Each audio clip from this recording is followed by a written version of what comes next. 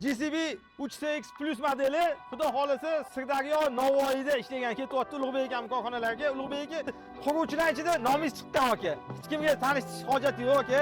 O'shanga bir maslahat beryapsiz aka. Olishsinmi qolganlarni? GCBni tanlashimizdan maqsad mirovoy brend birinchidan. Hech qanday biz eshitmadikki GCB to'xtab qoldi degandan shu kungacha.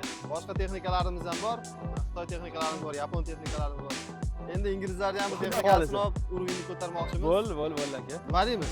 Zo'r texnika, maslahat beramiz, hammaga tavsiya qilamiz. Hech qanday 3-4 yilgacha plyus bromasdan ishlatamiz. Xudo xolasa, bu hammasini сделкani mana Esfat leasing orqali 50% to'lab, qolganini bo'lib to'lash orqali olyapti.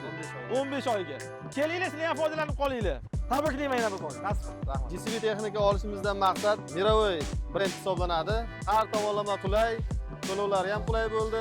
Esfata kompaniyasi bilan hamkorlikda olingan texnika, xudo xolasa uyaltirmasdan xizmatimizni qiladi. Elda xizmatida, yurt xizmatida, korxonamiz xizmatida doimo shay bo'ladi inshaalloh. Har qanday servislar mavjud ekan.